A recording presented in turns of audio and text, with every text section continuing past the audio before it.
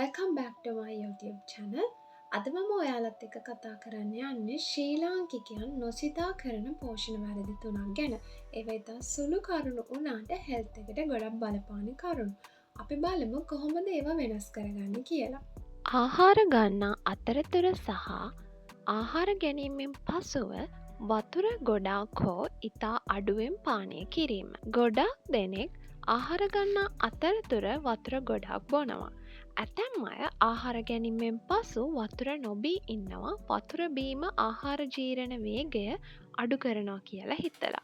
නමුත් ඇත්ත කාරණය වතුර නොබීම හෝ අඩුවෙන් බීම ආහාර ජීරණය ස්ලෝ කරනවා. එහෙමත් නැත්නම් ආහාර ජීරණයේ වේගය අඩු කරනවා. ඒ වගේම ආම්ලිකතාවය ඇතිවීමටත් හේතුවක් වෙනවා. ටිප් අංක 1. ආහාර ගන්නා අතරතුර අවශ්‍ය නම් වතුර ස්වල්පයක් හා ආහාර ගැනීමෙන් පසු විනාඩි 30-45 අතර වතුර වීදුරුවක් පමණ පානය කිරීම. නිතර පිටි ආහාර ගැනීම පාන්, බනි සහ වෙනත් පිටි සහිත ආහාර ලාංකිකයන්ගේ ප්‍රධාන උදේ ආහාර වේ. නමුත් මේ පාන් පිටි හෙවත් නියුඩ්ඩ ඉවත් කරන ලද තිරිඟු පිටි වල ඉතා අඩු තන්තු ප්‍රමාණයයි තියෙන්නේ. එය වේගෙන් රුධිර සීනි මට්ටම එහෙමත් නැත්නම් බ්ලඩ් ෂුගර් ලෙවල් එක වැඩි වීමට හේතුවක්. මේට උපක්‍රමයක් ලෙස මේ වෙනුවට බ්‍රවුන් රයිස්, රෙඩ් රයිස් හෝ හෝල් ග්‍රේන් රොටි, හෝල් ග්‍රේන් පාම් භාවිතයට හුරු වෙන්න. අඩුම සතියකට කිහිප වතාවක් මෙය කිරීමෙන් ඔබගේ ආහාර ජීර්ණය සහ ශක්තිය ගොඩාක් ස්ටේබල් කියලා ඔයාලටම දැනේ. පැරදි අංක 3. ආහාර වේල්වල එළවලු පෝෂන් එක ඉතා කුඩා වීම. ගොඩාක් ශ්‍රී ලංකන් ප්ලේට් වල එළවලු පෝෂන් එක ගොඩක් අඩුයි.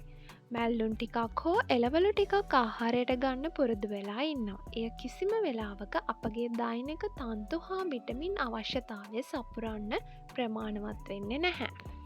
උපක්‍රමයක් ලෙස අපම වශයෙන් ප්ලේට් එකෙන් භාගයක් එළවලු හා පලා වර්ග බෙදා ගැනීම, cooked and raw vegetables උයන ලද සහ අමු එළවලු සලාද, කොළ වර්ග හෝ වර්ණවත්ව සකස් කරන ලද සලාද හෝ සම්බෝල භාවිතා කිරීම. Nutrition doesn't mean being perfect. It's about learning and adjusting what works for your body as well as your lifestyle.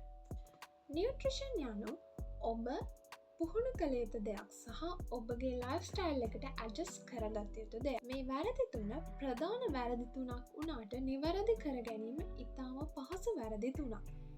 මේ සඳහා සරල මයින්ඩ්ෆුල් තේරීම් කර ගැනීම විතරයි කරන්න තියෙන්නේ. ඔබ අද වීඩියෝ එකෙන් යමක් ඉගෙන ගත්තා නම් ලයික් කරන්න, කමෙන්ට් එකක් දාන්න සහ සබස්ක්‍රයිබ් කරන්න අමතක කරන්න එපා. පෝෂණය ගැන, වෙල්නස් and everyday living ගැන සිංහල කන්ටෙන්ට් ගොඩාක් ෂෙයා කරන්න මම බලාපොරොත්තු වෙනවා. ඉතින් ඊළඟ වීඩියෝ එකෙන් මුණ ගැසෙමු.